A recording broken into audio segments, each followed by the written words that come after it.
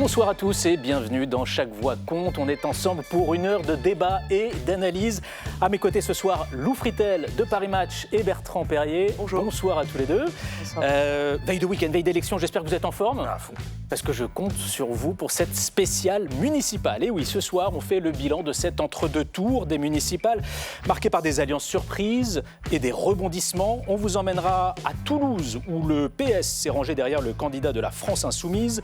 On ira à Strasbourg, où les écologistes vont tenter de sauver un de leurs bastions. On s'arrêtera aussi à Brie-Comte-Robert, où le candidat Les Républicains s'est allié à celui du Rassemblement national. Et bien sûr, on essaiera d'y voir plus clair à Paris. Alors les électeurs vont-ils suivre les consignes de leur parti ?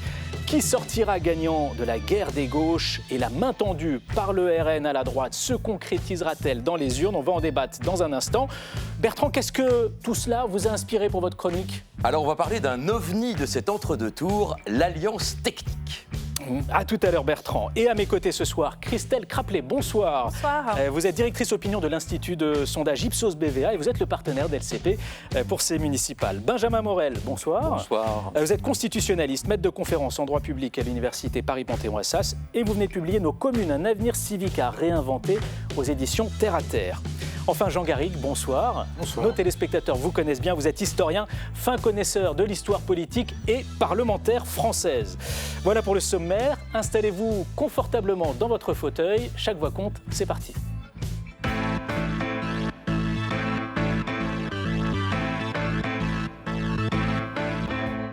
On savait que cet entre-deux tours serait explosif avec des mains tendues, des alliances parfois inattendues et quelques coups tordus. On a désormais la photographie globale de la situation avant le verdict des urnes dimanche. On fait le point avec Marion Becker.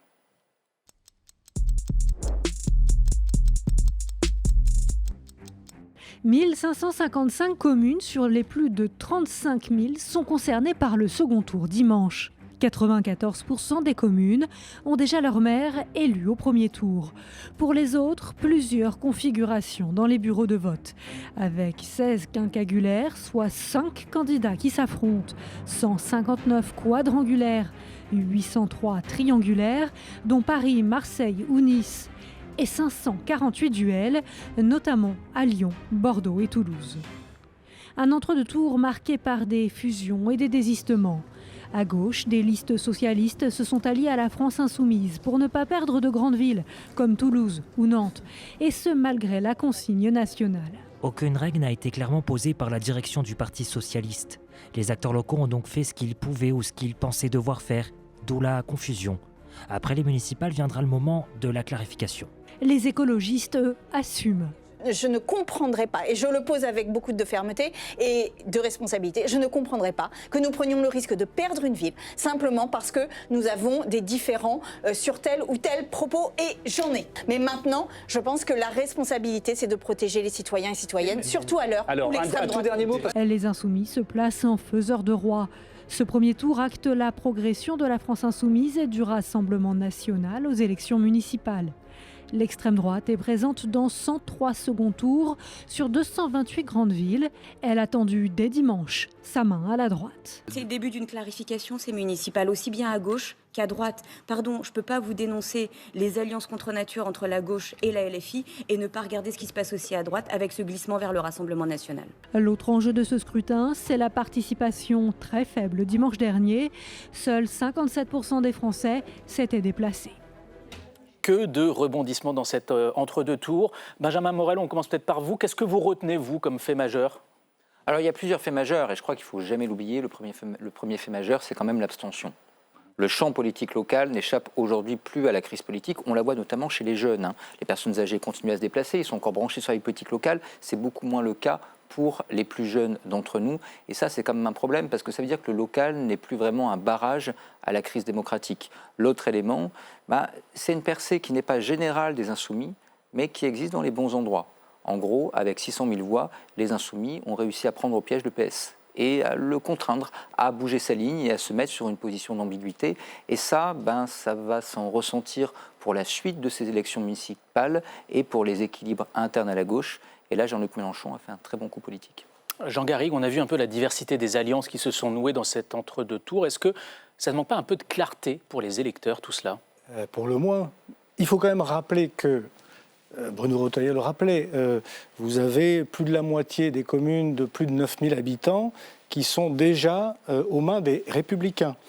Et en deuxième position, vous avez les socialistes. Ce qui veut dire que les éléments de stabilité existent aussi et que les vieux partis sont encore là. Mais ce que perçoivent les citoyens, ce que perçoit l'opinion publique, c'est évidemment cette percée assez, localisée de la France insoumise d'un côté et du Rassemblement national de l'autre, qui là aussi réalise des percées, mais surtout dans deux régions qui sont le sud-est et le nord, des régions de forte implantation du Rassemblement national.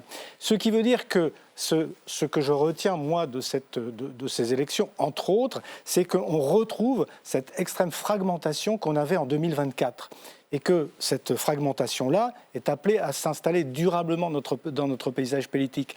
Le faux semblant, c'est que par rapport à cette fragmentation, vous avez une tendance d'un côté à l'union des droites, de l'autre côté à un rassemblement des gauches, une sorte de nouveau front populaire, les deux étant préemptés par ceux qui sont les plus forts, localement et opportunément. Mais on va voir ce que ça va donner. Mais si vous voulez, sur le fond des choses, et par rapport à une histoire un peu plus longue, ce qui est intéressant, c'est de voir cette fragmentation-là, parce que vous allez la retrouver au moment de l'élection présidentielle. Dans un an. Christelle Craplet, le regard de la spécialiste d'opinion ? Alors moi je trouve qu'on a des résultats assez contrastés, qu'il faut bien regarder ce qui se passe selon les configurations locales. Et ce qui a été intéressant notamment dans ces villes à enjeu, là où il y a un second tour, on a vu quand même une mobilisation un petit peu plus forte, même si au global elle est en retrait. Et dans certaines grandes villes, une mobilisation qui est vraiment significative. Je pense notamment à Lyon. C'est pas le cas partout et je pense qu'il faut vraiment regarder ville par ville et ce sera intéressant de voir notamment au regard des fusions qui ont lieu à gauche, on aura l'occasion d'en reparler, oui. Comment vont se comporter les électeurs, notamment socialistes. Je voulais vous poser la question, mais alors sans rentrer dans le détail ville par ville, mais globalement, est-ce que les électeurs suivent à la fois les alliances et les consignes de vote qui leur sont données par leur parti ? Alors, de moins en moins. Ils sont quand même de moins en moins vraiment à suivre comme un seul homme ce qui va être dicté par les partis, surtout que la ligne du Parti socialiste, elle n'est pas non plus extrêmement claire. Dans notre enquête, on avait par exemple sur les sympathisants socialistes les 2/3 qui étaient opposés à la fusion. Ça, c'est la position de principe, mais il n'est pas du tout dit que localement, selon l'enjeu qui est dans leur ville, ils se mobilisent et aillent quand même voter pour une liste qui a fusionné, même si, sur le principe, il n'y était pas favorable. Lou Fritel, un mot de cet entre-deux tours ? Ce qui est aussi frappant, c'est le taux d'abstention, en réalité. Et je pense qu'on aura le temps d'y revenir, mais l'absence de possibilité de panacher, notamment dans les communes de moins de 1000 habitants, fait que quand vous aviez une liste unique, beaucoup d'électeurs ne sont pas allés voter, parce qu'ils n'avaient pas cette possibilité cathartique dont vous aviez parlé la dernière fois, Benjamin. Il n'y a pas la catharsis d'aller pouvoir biffer un nom et reconstituer finalement un hémicycle municipal à sa main. Et c'était assez flagrant, c'est le plus important taux d'abstention depuis le début des municipales sous 5e République, hors Covid. Bertrand Perrier ? Moi, ce qui m'a frappé, c'est évidemment l'ingérence du national dans le local. À la fois à Paris, évidemment. Alors là, on a appris que peut-être Emmanuel Macron s'était mêlé on va en parler de tout ça. Oui. Nice, où évidemment les Retailleau refusent de prendre parti en faveur de l'un ou de l'autre et laissent arbitrer les électeurs. Bordeaux, où on a su qu'il y avait aussi eu beaucoup d'interférences du national sur le local. Donc j'ai trouvé que c'était très intéressant de voir comment le national avait aussi eu son rôle à jouer dans les reports de voix, dans les consignes de vote au niveau local. Et ce qui vous a marqué, Bertrand, c'est ce que vous avez choisi comme thème pour votre chronique. Perrier tranche, c'est maintenant.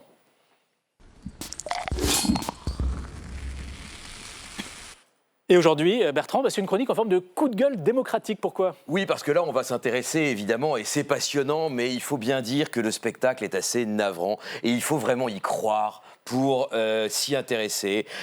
Ça fait 8 jours que le champ des idées, que le champ de la dignité a été totalement déserté, au seul profit du ballet décomplexé des stratégies partisanes, des tractations d'appareils, des alliances de circonstances et des marchandages de couloirs. Et voici que soudainement, sous nos yeux ébahis ou consternés, c'est selon, la carpe et le lapin s'embrassent, les chiens et les chats fusionnent, les ennemis jurés d'hier posent côte à côte et tout sourire pour les photographes. Les digues ont sauté une à une et les principes proclamés il y a quelques jours encore, la main sur le cœur, sont jetés aux oubliettes. Bref, de façon totalement ouverte, il n'est plus question que de place et de rang, de poste et de posture. Une séance d'exposition à ciel ouvert d'ambition purement personnelle qui n'est pas jolie. Et dans tout cela, les électeurs, ils vont avoir un peu de mal à s'y retrouver? Oui, alors il ne faut pas non plus être naïf, on sait très bien que l'entre-deux-tours est le moment du money time, au double sens du terme d'ailleurs, financier et chronologique de ce scrutin, et que donc on peut se découvrir finalement plus d'affinité que d'opposition avec d'autres candidats. Mais là où ça devient nouveau, c'est qu'il y a l'irruption dans ce processus d'un élément hétérodoxe qui est la France insoumise. Et c'est ça qui a conduit à l'apparition de cet ovni de l'entre-deux-tours qui est, pour moi, fascinant, qui est l'alliance technique. Alors, dans une alliance classique, on sait comment ça fonctionne, on fait au moins semblant de trouver des terrains de convergence idéologique entre des listes qui étaient rivales au premier tour. Mais dans une alliance technique, on ne s'embarrasse plus de questions programmatiques, on assume pleinement, ouvertement, qu'on se partage juste des places. Et donc, à Nantes, à Brest, à Lyon, à Grenoble, à Besançon, PS et LFI ont conclu des alliances pudiquement qualifiées de techniques, allant parfois jusqu'à expliquer qu'ils allaient faire alliance pour le deuxième tour, mais que les candidats qui viendraient de la liste LFI siégeraient dans l'opposition. Comprenne qui pourra. Et cette stratégie ne fait pas l'unanimité. Alors oui, bien sûr, il y a encore ça et là des colonnes vertébrales idéologiques qui résistent à cette épidémie de scoliose. Je pense à Benoît Payan, qui a déposé à Marseille sa liste à l'identique dès lundi matin, à Pierre-Yves Bournazel, qui a renoncé à ses ambitions personnelles parisiennes pour ne pas rejoindre la liste Dati, ou encore à Philippe de Sertine, qui s'est retiré sous pression, mais sans consigne électorale, à Bordeaux. Mais ces municipales auront montré de façon inédite qu'on peut fusionner sans un semblant même d'idée commune. Il n'est même plus besoin d'invoquer un front républicain ou un front antifasciste. On invoque la fusion technique et là, on est dans le froid calcul politicien.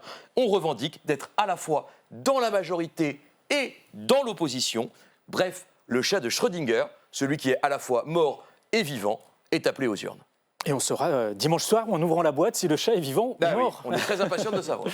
Une réaction en plateau, Benjamin Morel? Oui, alors c'est très très intéressant la question des fusions techniques. En droit, ça n'existe pas. Il n'y a pas de fusion technique.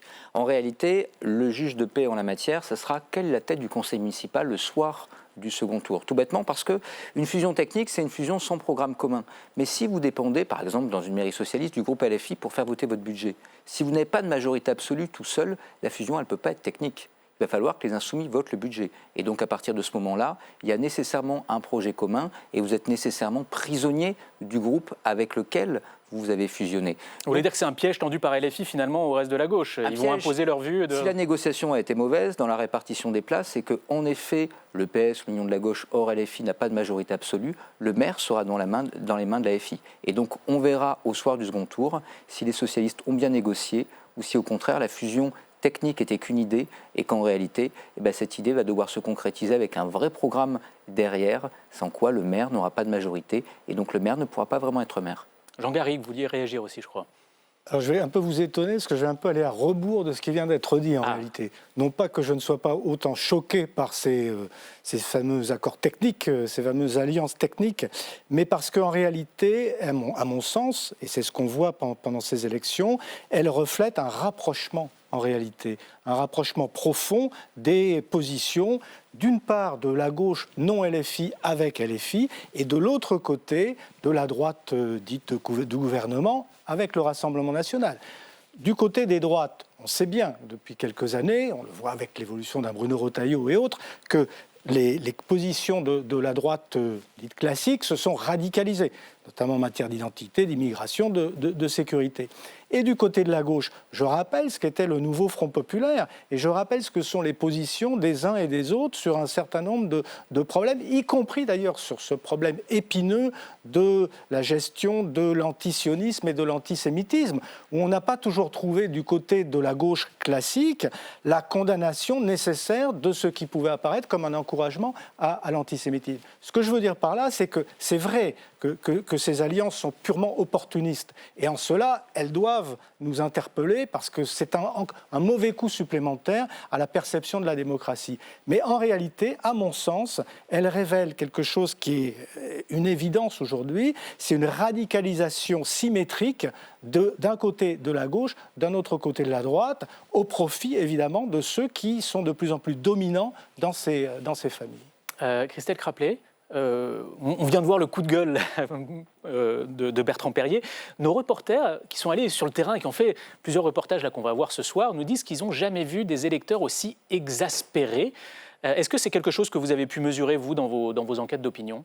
Ah oui, ça c'est sûr que le mécontentement, la colère, c'est des choses qu'on voit énormément dans les enquêtes. On est presque, il y a quasiment personne qui se dit heureux et satisfait. Mais en colère contre quoi, contre qui ? C'est un peu tout. Il y a quand même du ressentiment à l'égard des politiques en général. On voit une distanciation de plus en plus forte à l'égard du personnel politique, un rejet aussi qui se manifeste aussi par cette abstention. Le sentiment que finalement, ça ne va rien changer à ma vie quotidienne, que les hommes et les femmes politiques pensent surtout à leurs intérêts, qu'ils sont corrompus. Tout ça, c'est des idées qui progressent dans l'opinion et qui favorisent cette colère. Après, il y a aussi une colère sociale, avec des préoccupations sur son pouvoir d'achat, une inquiétude à l'égard de l'avenir, un sentiment de déclassement qui se rajoute et qui se superpose et qui crée effectivement un état d'esprit assez morose quand même chez de nombreux Français. Mais est-ce que tout ce que vient de décrire Bertrand, c'est-à-dire toute cette tambouille politicienne, un peu des alliances, des désistements, des consignes de vote, ça ne peut pas mettre encore plus en colère les électeurs qui vont peut-être rester chez eux? Et je pense que ça sera vraiment intéressant de voir, je reviens sur les sympathisants socialistes, parce que c'était eux qui, sur le papier, étaient le plus hostiles à ces fusions.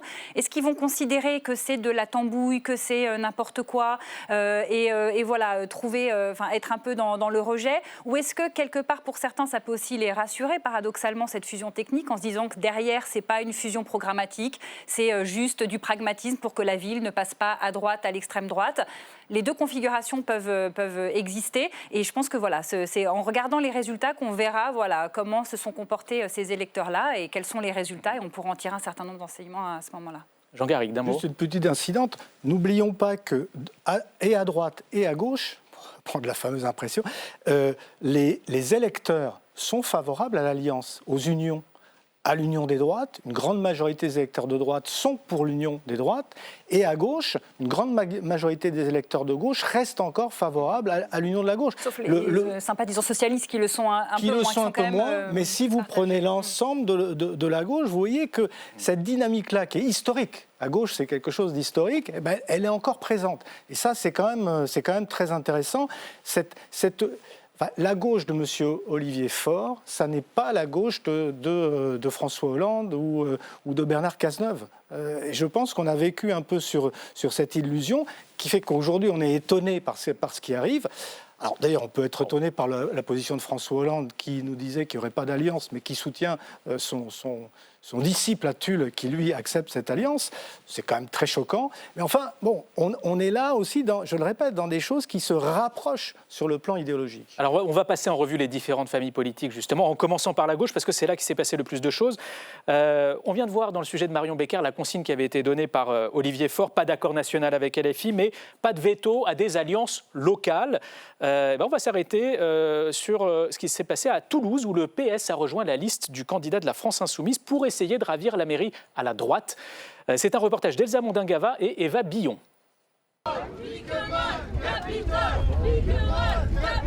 Au premier tour, François Piquemal a créé la surprise en arrivant en deuxième position, derrière le maire sortant mais devant le candidat socialiste. L'Insoumis réalise de très bons scores dans les quartiers populaires. Vous savez ce que c'est avec M. Mondinck. Les logements, ils augmentent, le transport, il augmente, tout a augmenté. Mais il reste à convaincre ceux qui ne sont pas allés voter. On y va, il faut mobiliser. C'est ce dimanche, hein. Il faut qu'il n'y ait pas une voix qui manque. Il faut aller chercher chaque voix parce que ça va être très serré. À ses côtés, le candidat socialiste François Briançon, arrivé 3e dimanche, a très rapidement annoncé une fusion de sa liste avec celle des Insoumis. Bon, ben c'est la gauche qui va gagner. Une fusion critiquée par une partie du PS. Elle a été critiquée par les gens qui ne vivent pas à Toulouse et elle a été plébiscitée et encouragée par toutes les Toulousaines et les Toulousains. Et moi, c'est ce qui m'importe. Les commentaires parisiens qui parlent de Toulouse, j'ai envie de vous dire que je m'en fiche en fait. Depuis lundi, un vent d'espoir s'est levé. Les gens savent qu'il y a une possibilité d'en finir avec 12 ans, d'un système de M. Moudenc et d'une droite qui se radicalise. On prend le soleil ? Il faut en profiter parce qu'alors, tantôt c'est le vent, on a froid, tantôt c'est le soleil. La radicalité de son adversaire, c'est aussi l'angle d'attaque du maire sortant, Jean-Luc Moudenc. Il faut mobiliser les abstentionnistes, il y en a beaucoup, et puis tous les socialistes qui ont été trahis par leur parti et qui ne s'attendaient pas à ça et à être, je dirais, soumis aux insoumis. Devant les journalistes, il insiste sur le danger que représenterait, d'après lui, l'élection de François Piquemal.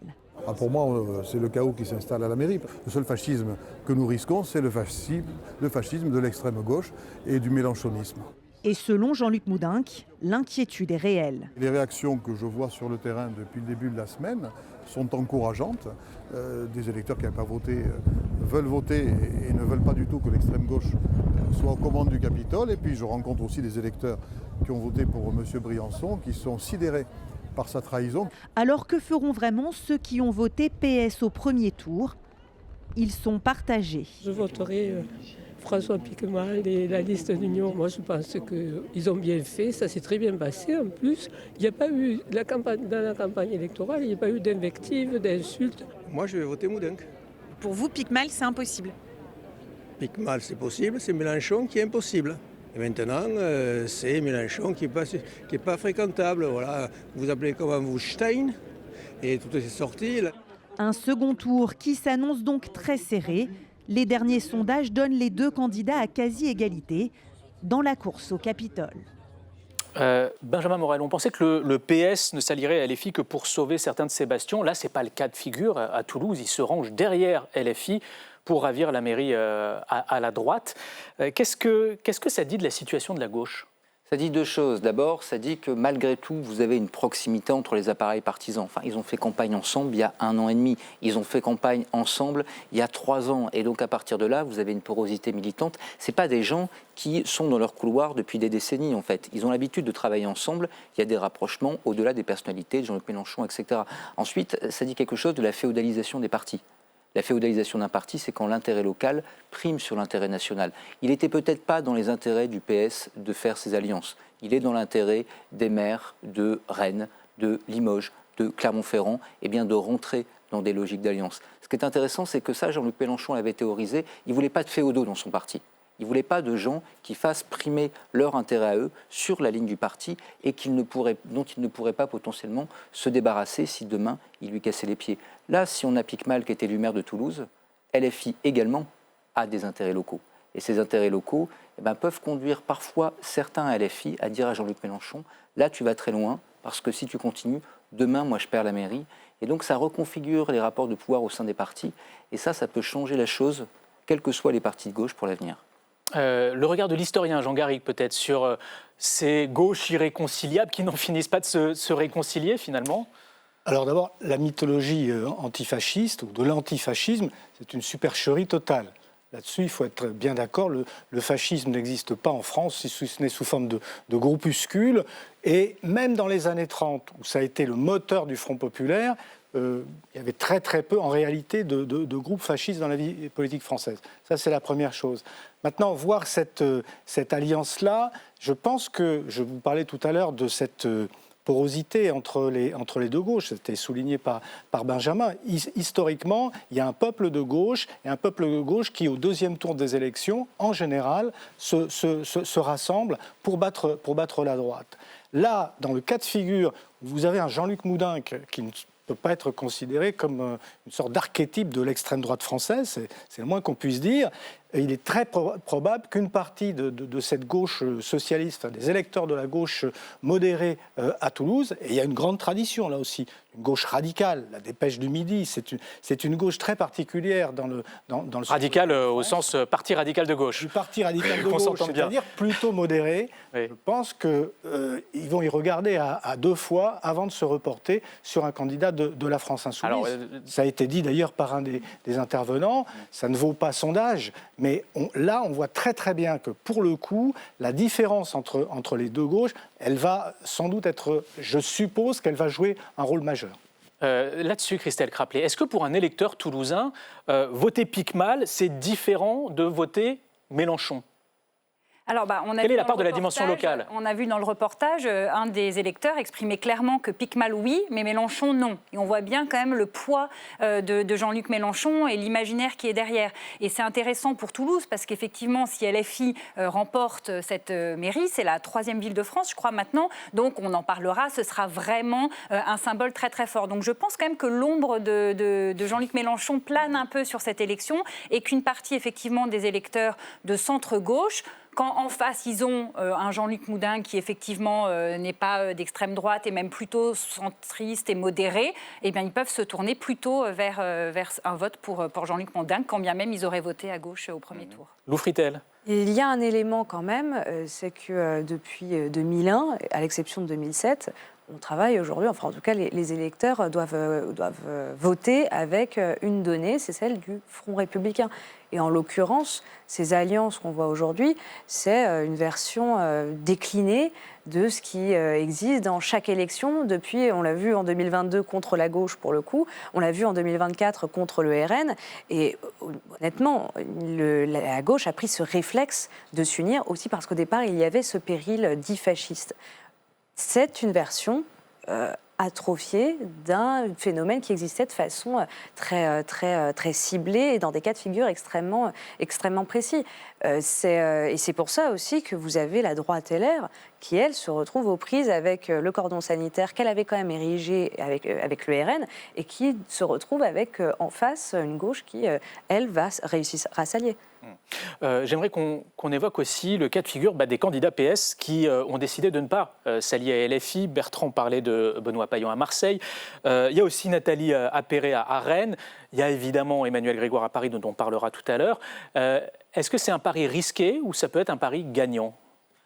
Les deux, mais c'est un pari qui est un pari rationnel. Je veux dire, je n'insulte pas les valeurs des uns et des autres, je suppose qu'ils en ont, mais il y a parfois une possibilité plus simple d'avoir des valeurs quand vous vous dites que les reports de voix seront plus simples. En l'occurrence, pour beaucoup de maires qui ont fait alliance avec la FI, c'était ça ou la mort.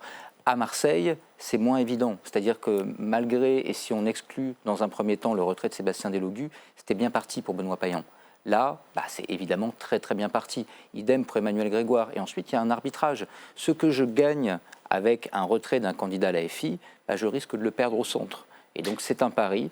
Le fait que le candidat LFI finisse par se retirer, cas marseillais, ou qu'il y a un cas où il y ait une forme de toboggan avec un candidat LFI qui, par vote utile, baisse, et de l'autre côté, la possibilité, en se distinguant de l'AFI, d'aller manger sur le centre. C'est un pari, et on verra dimanche s'il a été gagnant. Et ça peut être très intéressant à Lyon de voir ça, parce qu'à Lyon, ce n'est pas un PS, c'est un écolo, mais en l'occurrence, le LFI a fait 10%.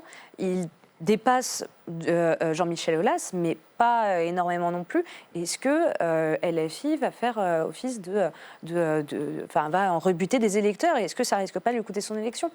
D'un mot, Bertrand Perrier. D'un mot, juste Rennes, juste Nathalie Appéré, elle n'en a pas besoin.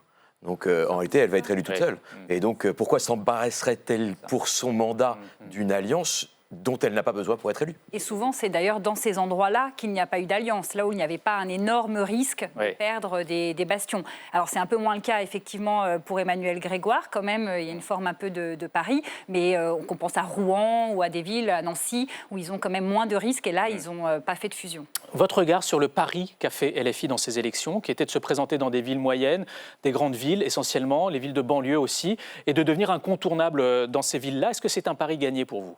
Alors, c'est un pari qui, globalement, est gagné dans le sens où, voilà, ils avaient décidé en 2020 d'enjamber l'élection. Là, ils en faisaient un peu un laboratoire. Le fait est qu'ils vont avoir un certain nombre de conseillers municipaux. Ils vont avoir des symboles forts. Ils ont gagné déjà Saint-Denis, peut-être Roubaix. Ils sont rentrés aussi, ils se sont remis au centre du jeu. En ça, la stratégie, quand même, de Jean-Luc Mélenchon, elle a fonctionné. Après, ce n'est pas non plus un pari totalement gagné, dans le sens où il faut relativiser, on l'a dit tout à l'heure, un peu la percée de LFI, notamment dans la banlieue, dans un certain nombre de banlieues, ils font peut-être pas d'aussi bons scores qu'attendus. C'est ce que semble dire l'IFOP, qui a fait la moyenne des scores obtenus par les candidats LFI partout où ils se sont présentés et qui ont comparé ça dans les mêmes communes aux scores aux européennes et à la présidentielle. Et on voit les chiffres s'afficher, effectivement, ça a fortement chuté au municipal. Oui, c'est pour ça qu'on a parfois tendance à globaliser un peu l'analyse au regard de symboles qui sont réels et qui sont forts et qu'il faut la relativiser. Leur percée, elle ne sera pas si forte et partout. Mais quand même, le pari qui était de faire de cette élection un laboratoire, de montrer qu'ils pouvaient s'implanter localement, de créer effectivement des élus peut-être un peu plus forts localement, a été quand même relativement payant. Alors on va avancer, on va s'intéresser à un cas de figure différent à gauche à présent, qui s'est produit dans une ville qui est aux mains des écologistes, mais où la maire sortante est menacée à la fois par la droite et par la socialiste Catherine Trottmann. Il s'agit donc de Strasbourg. Maïté Frémont et Aziz Auguse se sont rendus sur place. Strasbourg, première ville d'Alsace, 290 000 habitants. À l'affiche, une triangulaire et derrière un marchandage et des alliances inédites et même insolites. Bonjour monsieur, pour les élections municipales de dimanche. Opération tractage pour la maire sortante. La liste de gauche. Pour ce second tour, Jeanne Barzéguian s'unit avec les Insoumis. Et pour la soutenir, François Ruffin fait le déplacement. Ah oui, un match, ça se joue jusque dans les dernières minutes. Exactement. Voilà, donc faut jouer le match. Il faut qu'au dimanche soir, il n'y ait pas de regrets. Tout faire pour gagner, la maire sortante est arrivée en 3e position dimanche dernier. Les électeurs comprennent, c'est ce qu'ils nous ont dit ce matin. Voilà, c'est le nouveau Front populaire, c'est la NUPES, c'est toutes les forces de gauche rassemblées. Dans les rues du centre-ville, Jeannette, elle, ne comprend pas. Son vote de dimanche est encore incertain. Ça me dérange, parce que LFI, c'est hors de question pour moi. Donc voilà. Marine partage son avis. C'est un peu comme si on perdait nos convictions profondes, voilà. Même si les mairies ne sont plus, ce sont davantage des votes de personnes que de partis. Mais il y a certaines associations qui sont très choquantes, enfin à mes yeux du moins. Après, voilà. Elle aussi a fait alliance. Arrivée en tête, la socialiste Catherine Trottmann s'unit avec le candidat Horizon. Résultat, le Parti socialiste lui enlève son investiture. Notre rassemblement a peut-être dérouté à Paris, mais il a rassuré à Strasbourg. Robin vote à gauche et cette alliance, il ne la voit pas d'un très bon œil. Sur son projet pour la ville, il y a tout qui est un peu qui a un retour en arrière, quoi, que ce soit sur les mobilités, sur la culture, etc. Et voilà, et puis le monde l'a prouvé en s'alliant avec l'autre macroniste. Quoi, donc, Mais pour cet électeur, c'est tout simplement le jeu de la démocratie. Il faut être pragmatique, il faut chercher de solutions qui correspondent peut-être à la spécificité régionale. Ces 40 nuances de gauche désarçonnent Benoît. On n'a plus du tout le PS à gauche, quoi. Du coup, on n'est plus très à l'aise. Moi, je suis plus très à l'aise avec ça. Des électeurs de gauche un peu perdus, et le candidat Les Républicains arrivé en 2e position, lui, déplore un spectacle désolant. En 2020, j'ai fait ce type d'alliance de 2e tour. Les Strasbourgeois ne comprennent pas, parce qu'en fait, tout ça ressemble à des négociations d'arrière-boutique pour des postes. Les écologistes perdront-ils une de leurs principales villes ? À Strasbourg, ce second tour reste très incertain. Benjamin Morel, on parlait du manque de clarté pour les électeurs tout à l'heure. Là, c'est presque un manque de logique, on va dire. C'est-à-dire qu'on a une candidate socialiste qui va s'allier avec un candidat de centre droit qui tourne le dos aux candidats de la droite, et on a les écologistes qui choisissent de s'allier aux Insoumis alors que c'est les socialistes qui étaient arrivés devant. Comment ils peuvent s'y retrouver, les électeurs ? On les voit déboussolés là dans ce reportage.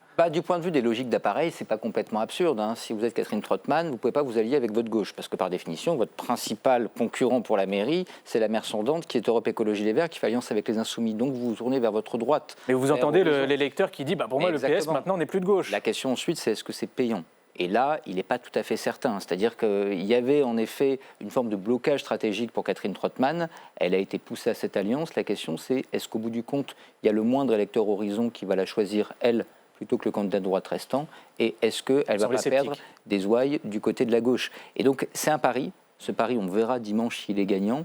Et ça montre qu'en effet, il y a une forme de trouble aujourd'hui dans à la fois les appareils politiques et le jeu des blocs qui font que ce trouble au sein de l'électorat peut également conduire ensuite à une forme de désorientation. Jean Garrigue, sur le bilan des écologistes, ils avaient un peu la surprise des municipales en 2020, ils ont gagné plusieurs grandes villes. On disait que là, ils étaient menacés dans ces bastions-là. Est-ce que c'est réellement le cas? On voit qu'à Strasbourg, là, c'est peut-être jouable pour eux, qu'à Lyon aussi. En tout cas, il est vraisemblable qu'ils ne réaliseront pas partout les scores qu'ils avaient réalisés lors des dernières élections, marqués par une très faible participation. Notamment, on savait qu'un certain nombre d'entre eux, dans les grandes villes, avaient dû leur succès à cette faible participation. Mais dans le cas de Strasbourg, c'est quand même un cas assez intéressant, y compris, j'allais dire, historiquement, parce que le retour de Catherine Trautmann, qui était une rocardienne, qui incarne justement une hypothèse de gauche social-démocrate qui a un petit peu disparu du Parti socialiste. C'est la raison pour laquelle, d'ailleurs, on l'en a gentiment exclu. C'est quand même très, très intéressant. Là, on est vraiment au cœur, je pense, des gauches irréconciliables. Parce que d'un côté, vous avez Catherine Trautmann qui incarne cette gauche social-démocrate, dont je persiste à penser qu'elle a encore quelque chose, une chance d'intéresser une partie des citoyens. Et puis de l'autre côté, vous avez une écologiste assez proche des positions de LFI sur un certain nombre de questions. Donc vous avez là quelque chose qui est un vrai affrontement entre ces deux gauches. Alors, le problème, évidemment, pour Catherine Trautmann, ça a été souligné, c'est de trouver justement une manière d'accommoder son positionnement à gauche avec l'alliance avec Horizon. C'est-à-dire de reconstruire, là encore, quelque chose de nouveau, un nouvel espace politique. Elle peut le faire sur son simple nom, sur sa popularité locale, parce qu'elle est ancienne maire de Strasbourg. Et effectivement, ce qui est plus difficile à faire à l'échelle nationale, ça, à l'échelle locale, peut être fait autour de son nom, justement. Bertrand Perrier. Ce qui est intéressant aussi dans cette alliance qu'elle fait avec Pierre Jakubowicz, c'est qu'en réalité, dans l'équilibre des forces, Pierre Jakubowicz, au premier tour, il fait un score assez faible. Il fait 5%. Et donc, elle va perdre l'investiture PS pour aller chercher une liste qui a fait 5%, à laquelle elle va donner 6 places, dont 4 éligibles sur sa propre liste. Ça dit aussi une forme de fébrilité, peut-être, aller chercher... le prix est cher à payer de cette alliance avec Horizon. Christelle Craplet, comment l'écologie se positionne aujourd'hui dans les priorités des électeurs par rapport à il y a 6 ans? Alors par rapport à il y a 6 ans, en termes de priorité, c'est sûr que l'écologie n'est plus en tête, alors que c'était quand même très haut dans les préoccupations en 2020. Aujourd'hui, ça a été supplanté, notamment au plan local, par la sécurité, qui est devenue vraiment un enjeu très très fort, notamment dans les grandes villes. Pour autant, on a souvent tendance à dire c'est terminé, backlash écologiste, les Français ne s'intéressent plus à l'environnement. C'est pas vrai. Ça reste une préoccupation qui est forte, notamment en termes de pollution. Et même localement, quand on leur demande est-ce que c'est un enjeu, ils nous disent oui. Mais quand ils doivent hiérarchiser, quand ils doivent dire quel est le sujet qui est le plus important pour eux, c'est vrai qu'ils privilégient plutôt d'autres problématiques et notamment la sécurité. Lou Fritel, un mot? Non, mais ce qui est intéressant, c'est qu'en l'occurrence, vous avez l'allégorie, là, quand vous avez ce genre d'alliance, de ce que le RN appelait l'UMPS. Et en fait, vous avez quelques cas comme ça, à Carcassonne par exemple, où vous avez des listes de gauche et de droite qui se mettent ensemble contre le RN. Mais ici, en l'occurrence, une vieille gauche social-démocrate assez universaliste avec Horizon contre la nouvelle gauche plus identitaire. Mais ça risque fortement de favoriser en fait le Rassemblement national. Et je pense que sincèrement, ces élections vont favoriser le Rassemblement national. C'est-à-dire que vous avez toujours un clivage, un front républicain qui prime sur l'autre. Vous ne pouvez pas être front contre 3 fronts en même temps. Il y a toujours un récit qui se met en route. Qu'on passe tout ce deuxième tour à parler des alliances à gauche, eh bien, c'est une bonne configuration pour que le RN, lui, puisse travailler de façon plus douce et plus secrète. Vous faites la transition vers justement la partie suivante de notre émission, la droite, le Rassemblement national. On a vu que l'entre-deux tours a été marqué par la main tendue par Jordan Bardella dès dimanche soir aux électeurs de droite. Une main qui a été saisie immédiatement par le candidat LR à Brie-Contre-Aubert. Il a décidé de s'allier au candidat du RN pour battre la gauche. Alors, Brie-Contre-Aubert est-elle le laboratoire d'une future union des droites à la présidentielle? C'est un reportage en Seine-et-Marne de Baptiste Gargui-Chartier et Pierre Beretta. À Brie-Comte-Robert, l'annonce fait l'objet d'un coup de tonnerre dans ce bastion de gauche. En fait, on s'est rassemblés au second tour, la liste RN et la liste LR, et puis on va faire une union pour essayer de battre la gauche. Une alliance LR-RN, une des seules de France dans cet entre-deux tours. En réalité, les Briards ont voté à plus de 41% pour nos deux listes. Donc on a réussi à s'entendre pour un accord de gouvernement local municipal pour améliorer le quotidien des habitants. Dans cette commune de 19 000 habitants, une telle alliance est historique. Dans les rues, certains électeurs sont encore abasourdis. Un peu assis par terre, oui. Pourquoi ? Parce que je ne comprends pas ce genre de pratique. Je suis très surprise de ce retournement de situation. Après, je ne sais pas actuellement ce que je vais faire dimanche au vote. C'est-à-dire que cette alliance, elle vous choque ? Oui. Mais d'autres ne sont pas du même avis et saluent fièrement cette fusion.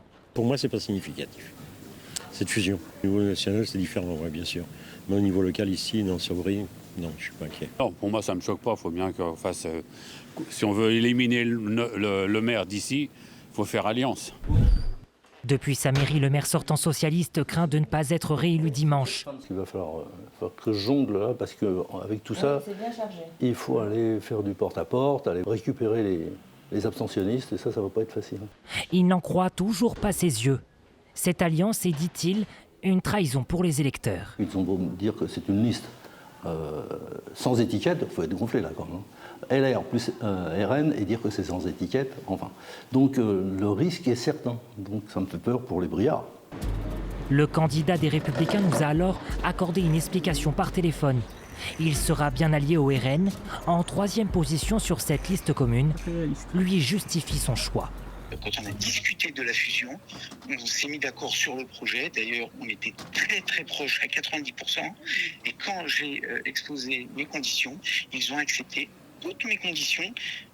Parité dans nos colistiers et mon programme à 100%. La liste du centre arrivée en 2e position dimanche dernier et espère déjouer les pronostics. Et on va gagner. Ça va jouer à quelques voix près. Alors, pas question de se retirer. Pourquoi je me retirerais sincèrement ? Parce que vous avez deux aventuriers, deux pistoleros qui s'unissent ensemble. Mais non, il suffit simplement de dire aux gens, ne votez pas pour ces aventuriers, et puis c'est tout. Au premier tour, près d'un électeur sur deux ne s'est pas déplacé pour aller voter. Alors dimanche, tout peut encore basculer avec les abstentionnistes qui pourraient faire la différence. Benjamin Morel, si on prend un peu de hauteur, finalement, il y a assez peu de candidats à droite qui ont saisi cette main tendue par Jordan Bardella. Je crois qu'il y a un candidat de droite à Reims, un candidat LR sur l'île de la Réunion. Est-ce que ça veut dire que cette main tendue, c'est un échec ? Tout à l'heure, on parlait de la gauche et on disait, en gros, on a souvent la valeur de ses intérêts. La droite a, dans assez peu d'endroits, eu réellement intérêt à se rapprocher du RN. Donc, d'une certaine façon, c'était facile d'être droit dans ses bottes. Et donc, dans ce cadre-là, si vous voulez, il y a cet élément. Après, on assiste, et d'ailleurs, un maintien très intéressant, c'est celui de Martine Vassal à Marseille. Si Martine Vassal se retirait, que faisaient ses électeurs ? Ils n'allaient probablement pas beaucoup chez Benoît Payan. Et donc là, on voit que, in fine, quand la droite se maintient, potentiellement, elle gêne le RN et que là-dessus, le Front républicain, probablement, a vécu. Donc, il y a cet élément-là. Et ensuite, sur, je dirais, la question des unions des droites et de LR, vous avez une situation politique qui fait que, malgré tout, on a un affaiblissement de la droite classique dans les grandes villes. Le PS est fort dans les grandes villes, mais est affaibli dans les villes moyennes. Les LR sont forts dans les villes moyennes, mais plus affaiblis dans les grandes villes. Dernier point, il ne m'apparaît pas moindre, les vrais bastions du RN, ce n'est pas les grandes villes. On dit « Ah, le RN n'a pas beaucoup progressé parce que, regardez, dans les centres-villes, ils ne sont pas trop à Paris. » Ouais, ce n'est pas nouveau. C'est souvent les petites villes. Les villes où il n'y avait qu'une seule liste. Les villes où, in fine, les 95% d'élus dès le premier tour, dont on ne commentera pas les résultats dimanche. Et donc, on a malgré tout une poussée du RN. Mais cette poussée, elle est fondamentalement souterraine. Le vrai troisième tour, au-delà des élections intercommunales, ça va être ensuite les élections sénatoriales. Et là, on verra ce que feront les grands électeurs du périurbain et du rural, et si le RN, en effet, confirme ou ne confirme pas. Lou Fritel, là on entre vraiment dans votre champ de compétences parce que pour Paris Match, vous suivez à la fois la droite et le Rassemblement national. Est-ce que vous pouvez nous aider à y voir plus clair sur la ligne du RN. On s'était habitué au ni droite ni gauche de Marine Le Pen. Là, on entend Bardella qui tient un discours différent. Quelle est la ligne du RN là-dessus aujourd'hui? Au Rassemblement national, c'est une direction bicéphale. Donc en l'occurrence, la ligne de Marine Le Pen et la ligne de Jordan Bardella, ce sont deux lignes qui existent et qui sont celles du parti. C'est vrai que ça peut paraître étonnant, mais Marine Le Pen, en réalité, elle concentre beaucoup plus ses forces sur ses bastions historiques qui sont dans le Nord. Ses plus proches sont élus dans le Nord et ceux-là ne diront jamais qu'ils veulent l'union des droites. Ils diront toujours qu'ils sont unis et que leur ennemi, c'est l'UMPS, dont on parlait tout à l'heure. Parce que leur électorat, dans les Hauts-de-France, vient en partie de la gauche. Et encore aujourd'hui, ils réussissent à faire basculer d'ex-communistes, d'ex-socialistes. Vous ne pouvez pas leur dire on fait l'union des droites. Et puis c'est un électorat beaucoup plus populaire. La question, par exemple, de l'aide sociale là-bas est très importante. C'est moins dans le discours de Jordan Bardella qui, lui, au contraire, a quelque chose de beaucoup plus austère de ce point de vue. C'est aussi deux stratégies qui vont avec des élections différentes. Marine Le Pen, elle veut être présidente de la République et jamais, elle le dit, peut-être qu'elle changera d'avis, jamais elle ne sera Premier ministre de Jordan Bardella. Jordan Bardella, lui, il a été programmé pour devenir Premier ministre, donc faire une stratégie d'alliance. Son but, c'est pas de faire 50,1% dans toute la France. Son but, c'est de trouver un socle d'alliance de 40% avec un programme clair, stable, pourquoi pas avec les LR. Lui dit qu'il a un ethos de droite, en l'occurrence. C'est pas du tout la même chose. La question, c'est est-ce que Jordan Bardella sera le candidat à la présidentielle? Dans ce cas, oui, ça rebattra les cartes. Pour l'instant, c'est une complémentarité qui se vaut tout à fait. Le seul ennui, c'est qu'en fait, au RN, là, on arrive sur quelque chose de beaucoup plus anthropologique. Les militants, les cadres, ne sont pas des personnes qui ont frayé avec LR ou avec ceux qu'on peut retrouver chez Reconquête ou ceux qu'on peut retrouver chez l'UDR, ou alors très à la marge. Et en fait, la question aussi de l'alliance politique, elle se fait avec des gens que vous connaissez. Ceux de Martine Vassal, ils ne connaissent pas ceux du Rassemblement national. Et si Martine Vassal reste aussi, c'est parce qu'elle a l'impression qu'elle a déjà perdu le plus d'électeurs possible en faveur de Franck Alizio. Peut-être qu'il y en aura encore, mais il y a tout de même un bon tiers qui ira sur le bloc central. Parce qu'LR a choisi depuis quelques mois, peut-être quelques années, en tout cas officiellement, de travailler avec le bloc central. Et d'ailleurs, Bruno Retailleau se voit avec Édouard Philippe. Jean Garrigue, quel regard l'historien porte sur ce que l'extrême droite appelle l'union des droites? C'est une vieille chose qui existe depuis les débuts de la Troisième République dans les années 1870. L'échec de l'union des droites a permis à la République d'exister. Donc je passe là-dessus, mais c'est pour vous dire à quel point ça a toujours été problématique. Une alliance, c'est tributaire du rapport de force entre les deux partenaires. Et de facto, ce qui s'est passé depuis quelques années, c'est qu'on a vu la percée, je dirais, extraordinaire au sens originel du terme, du Rassemblement national, qui devient le partenaire majeur de ces alliances. Ce qui veut dire que dans toute alliance des LR avec le Rassemblement national, y compris à l'échelle locale, il y a évidemment le risque de se faire totalement avaler. On verra très bien que pour l'élection présidentielle, il y aura la tentative au moins d'un candidat LR. Il n'est pas concevable précisément que les LR acceptent une union des droites, une candidature d'union des droites pour le premier tour de l'élection présidentielle. Donc cette question de l'union des droites est un piège pour les Républicains. Ça peut fonctionner éventuellement dans quelques communes. On verra si ça fonctionne à Brie-Comte-Robert. Mais c'est quelque chose qui, sur le fond, est un piège. Ça a toujours été un piège quand les communistes sont alliés dans l'union de la gauche avec les socialistes. Ils se sont complètement effacés du paysage et ont laissé François Mitterrand remporter la partie en 1981. Là, les LR sont confrontés à la même chose. Ils sont en voie de disparition comme entité nationale. Ils ont des bastions dans les villes moyennes.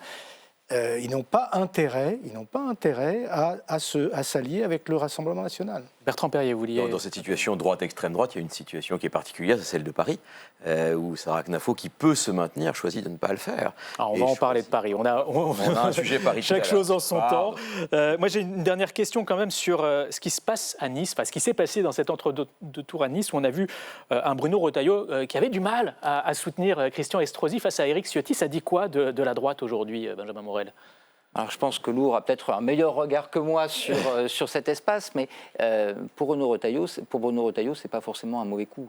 Parce que venir au secours de la défaite de Christian Estrosi ne lui aurait à peu près rien réapporté. En revanche, eh bien, il ménage l'avenir et potentiellement un électorat qui peut se replier sur Dati à Paris, on va bientôt parler de Paris, et de l'autre côté, un électorat qui pourrait éventuellement se reporter sur lui en cas d'une présidentielle, et donc adresser un message à cet électorat, arriver, si ce n'est au secours de la victoire, en tout cas ne pas bloquer la victoire d'Éric Ciotti à Nice, ce n'est pas nécessairement de mauvaise tactique. D'un mot, Christelle Craplet, parce qu'il faut qu'on avance, l'union des droites, comme on dit, elle s'est faite ou pas déjà dans l'électorat de droite? À quel point elle est faite? J'avais envie de dire qu'effectivement, même s'il y a des réticences au niveau des appareils et des militants, au niveau des sympathisants, des personnes qui nous disent qu'elles sont proches du RN ou proches de LR, on va dire que la digue a largement sauté, puisque quand on leur a posé la question sur la fusion des listes en cas de deuxième tour entre LR et le Rassemblement national, vous avez les 3/4 des sympathisants RN qui sont pour et les 2/3 des sympathisants LR qui le sont également. Donc on voit bien dans l'opinion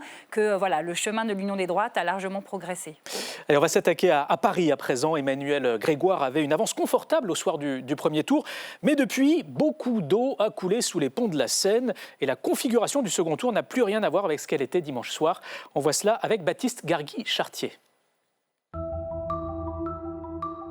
À seulement 2 jours du second tour, le suspense est total à Paris.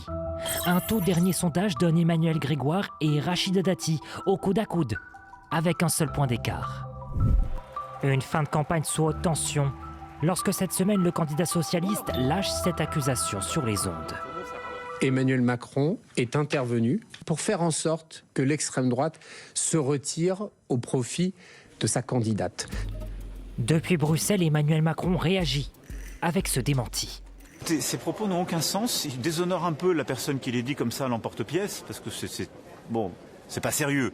Donc non, je ne connais pas Madame Knafo à titre personnel et je n'interviens pas du tout dans ces municipales. Sarah Knafo, l'ex-candidate Reconquête, juge ces accusations totalement fausses et infondées. Ça s'appelle un mensonge. Il pense que tout ne repose que sur les magouilles. Et ben moi je lui dis, je vais vous surprendre monsieur Grégoire, parce que mon retrait ne repose sur aucune magouille. Une campagne acharnée où tous les candidats y vont de leurs commentaires. Ce matin encore, Rachida Dati enfonce le clou et cible frontalement son rival de gauche. Ça n'est pas digne de quelqu'un qui prétend être maire de Paris. Il faut être dans les faits, la réalité. Il ne peut pas défendre son bilan, donc ils sont dans l'outrance. Les électeurs que nous avons rencontrés ce matin sont parfois déboussolés par l'étrange tournure de cet entre-deux-tours. Ils se tapent tous dessus, je comprends pas ce qui se passe avec eux. Il n'y a aucune sincérité. À partir du moment où ils se renient eux-mêmes, comment voulez-vous qu'on les croit? On n'a quasiment pas parlé de budget, d'augmentation des impôts et de la dette, etc. Et donc le choix est quand même très difficile. Un scrutin à l'issue très incertaine qui pourrait se jouer très probablement à quelques milliers de voix ce dimanche. Christelle Craplet, je commence par vous. On voit que les électeurs, ils ont tous un avis sur ce qui s'est passé à Paris dans cet entre-deux tours. Il faut dire qu'il y a eu plein de rebondissements. On a compris que ça va se jouer sur les reports de voix à la fois de Sarah Knafo et Pierre-Yves Bournazel, qui se sont retirés, et puis sur la capacité de Sophia Chikirou à garder ses électeurs face aux candidats du PS. Vous en pensez quoi ? Effectivement, il va y avoir un jeu de vases communicants et il va falloir regarder tous ces électorats-là, comment ils se reportent. On peut supposer, et c'est ce que montrent un peu les enquêtes qui ont été publiées, que du côté de l'électorat de Sarah Knafo, il y a une très très grande majorité qui se reporte sur l'électorat de Rachida Dati. Chez Sophia Chikirou, je pense qu'elle va quand même conserver un socle assez important. Donc, mais tout va se jouer dans cette petite frange qui peut-être va vouloir faire un vol utile, malgré quand même une campagne extrêmement violente entre Emmanuel Grégoire et Sophia Chikirou. Et enfin, bien sûr, tout va se jouer au niveau des électeurs de Pierre-Yves Bournazel. Et là, pour le coup, à l'image de Pierre-Yves Bournazel lui-même, on peut penser qu'un certain nombre d'entre eux ne seront pas vraiment tentés par un vote Dati. Et c'est un peu là que se joue la victoire ou pas d'Emmanuel Grégoire. On a vu que les instituts de sondage ont eu du mal à évaluer les rapports de force à Paris au premier tour. Là, on voit qu'on a 2 sondages qui donnent 1 à 2 points d'écart et 1 à 2 points d'avance pour Emmanuel Grégoire sur Rachida Dati, puis un autre qui lui donne 7 points d'avance. Qui faut-il croire et pourquoi c'est aussi difficile, visiblement, de faire des sondages à Paris ? Parce que vous avez beaucoup, tout simplement, d'électeurs indécis qui peuvent aussi changer d'avis. Il y a eu un débat qui a pu aussi éventuellement faire bouger des lignes. Je pense que quand même, ce que montrent ces enquêtes, c'est que c'est quand même assez serré, même s'il y en a un qui montre que l'écart est un peu plus important. Et je pense que le résultat sera quand même relativement serré dimanche. En tout cas, on verra ce que... Juste une question. Est-ce que le paramètre Pierre-Yves Bournazel est-ce qu'il donne cette incertitude au vote dans la mesure où On sait qu'une partie de ces électeurs votent pour Rachida Dati, mais une autre, on n'a pas du tout envie, irait plutôt sur Emmanuel Grégoire. De toute manière, c'est la question des reports de voix, effectivement, qui fait l'ensemble. Mais dans les intentions de vote, en tout cas dans un certain nombre de sondages qui ont été publiés, ça tendait quand même à montrer qu'ils étaient partagés et que le résultat final de ce fait était assez serré. Quand même, les deux ralliements ne sont pas de même nature, parce que Pierre-Yves Bournazel s'est rallié, même s'il ne l'a pas fait personnellement, en contrepartie d'un certain nombre de postes sur la liste, alors que Sarah Knafo, qui pouvait aussi prétendre, s'est rallié sans rien, suscitant d'ailleurs dans son propre camp un certain nombre de réserves, parce qu'elle aurait pu aller chercher des conseillers d'arrondissement, elle aurait pu aller chercher des conseillers de Paris, elle a choisi de se faire en quelque sorte harakiri et de ne pas le faire, et au sein de son propre camp, ça ne se fait pas l'unanimité, alors qu'effectivement, il y a une porosité plus grande, probablement entre l'électorat Knafo et l'électorat Dati, mais ce choix fait ne fait pas l'unanimité, alors qu'elle aurait pu, encore une fois, capitaliser sur son score du premier tour et chercher une confirmation au second tour, plutôt que, sans contrepartie, se désister en faveur de Dati, mais dans un marché qui n'existe pas entre les deux. Lou Fritel, l'un des faits marquants de l'entre-deux tours, ce sont les accusations lancées hier par Emmanuel Grégoire, qui affirme qu'Emmanuel Macron est intervenu directement pour obtenir le retrait de la candidature de Sarah Knafo. On a Le Monde aujourd'hui qui affirme qu'il se serait adressé à Vincent Bolloré, lui aurait fait passer un message pour obtenir ce désistement de Sarah Knafo. Est-ce que vous, de votre côté, vous avez des éléments là-dessus? Alors moi, je parle avec ses équipes et elles, bien sûr, nient complètement cette injonction. Il ne faut pas oublier, je n'ai pas le fin mot de l'histoire, mais il ne faut pas oublier aussi que Sarah Knafo, sa candidature, pourquoi elle a eu cette dynamique ? Parce qu'elle s'est présentée sur une promesse, c'était celle de ne pas faire perdre la droite. Sous-entendu, lâchez-vous. Si vous avez envie de voter, venez voter pour moi. C'est toujours mieux que de se réfugier dans l'abstention. En fait, elle a créé aussi pas mal d'électeurs pour Rachida Dati. En revanche, si elle voulait garder aussi cette auréole, d'une certaine façon, eh bien, il fallait qu'elle se retire. Parce qu'il était évident que si Rachida Dati voulait obtenir les voix de Pierre-Yves Bournazel, ça devait se faire sans elle. Donc elle en avait conscience. C'est vrai qu'à un moment donné, dans son camp, ils se sont pris à rêver à plus parce qu'il a été donné à 13,5, 14% parfois dans les sondages. Donc elle a commencé à expliquer qu'il y aurait une proposition, en tout cas d'accord programmatique, de fusion. Mais force est de constater aussi que dans la nuit de dimanche à lundi, personne n'était certain qu'elle soit au second tour. C'était très tendu. Déjà, elle partait de loin. Déjà, ses proches étaient contents qu'elle fasse plus de 8%. Mais elle a été aussi très désillusionnée par ce score. Jean Garrigue, au-delà du retrait de Sarah Knafo, il y a aussi les consignes qui ont été données dans cet entre-deux tours pour Paris, à la fois par Jordan Bardella et par Marine Le Pen, consigne de battre la gauche. Est-ce que ça s'est déjà produit dans l'histoire du RN, qu'il y ait des consignes comme ça données par le parti dans un scrutin où lui-même était éliminé ? C'est un vrai tournant historique. C'est un vrai tournant. Il y a toujours eu, a priori, ça c'était du temps de Jean-Marie Le Pen, mais aussi de Marine Le Pen, cette espèce de barrière absolue. Il fallait battre l'UMPS, il fallait battre le système. Et donc on ne pouvait pas s'allier, donner l'impression qu'on s'alliait avec une partie de ce système. Ça, c'est vraiment un tournant majeur. Est-ce que c'est un tournant qui vient de l'influence de Jordan Bardella, qui lui, dès le soir de l'élection, a manifesté cette volonté d'une union des droites, qui suit aussi, on l'a rappelé, les deux tiers, plus des deux tiers des électeurs de droite qui veulent cette union. En tout cas, sur le plan stratégique et sur le plan politique, au-delà même du plan stratégique, c'est une donnée majeure. C'est moins étonnant, en réalité, du côté d'une Sarah Knafo, parce que l'électorat de Sarah Knafo, il est assez proche de celui des Républicains.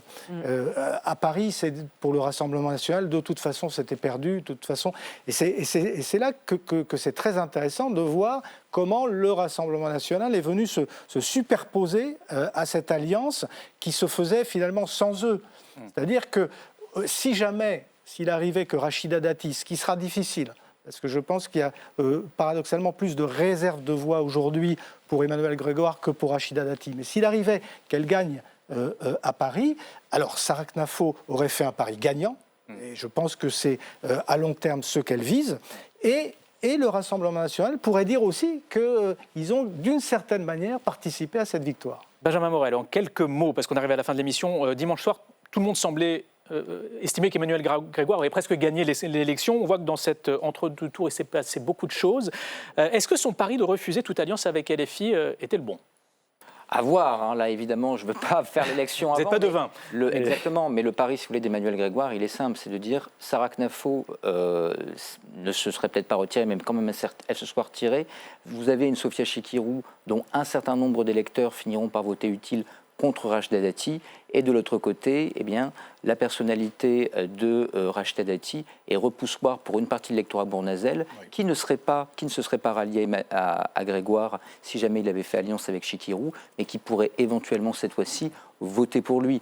C'est un pari qui est un pari relativement risqué, mais qui, au vu de son avance du premier tour, est un pari relativement cohérent également. Donc à partir de là, c'était sans doute le meilleur. Il faut voir que malgré tout, la configuration est la pire pour lui. Chikirou reste présente, Knafo et Bournazel ne sont pas là. Les instituts de sondage, par sous votre contrôle, pré-premier tour, disaient que c'était toujours perdu pour lui dans cette configuration. Les derniers sondages montrent que ce n'est pas le cas. Donc là, il fait un choix stratégique dans une configuration qui n'est pas très favorable. Verdict dimanche dans les urnes. Merci beaucoup à tous les 5 d'être venus sur le plateau de Chaque Voix Compte. C'était passionnant. Il ne reste plus qu'à voter dimanche et à vous installer devant LCP Public Sénat dimanche soir avec vous, Jean Garrigue. Je crois que vous êtes de notre soirée électorale. Dès 19h30 avec Elsa Mondingava et Steve Jourdain. Puis à 21h30, ce sera Adeline François et Thomas Hugues. Tous les résultats, toutes les réactions et puis nos reporters sur le terrain puisque nous serons à Paris, Lyon, Marseille, Bordeaux, Toulouse et Toulon. Je vous souhaite une bonne soirée et un bon week-end sur LCP.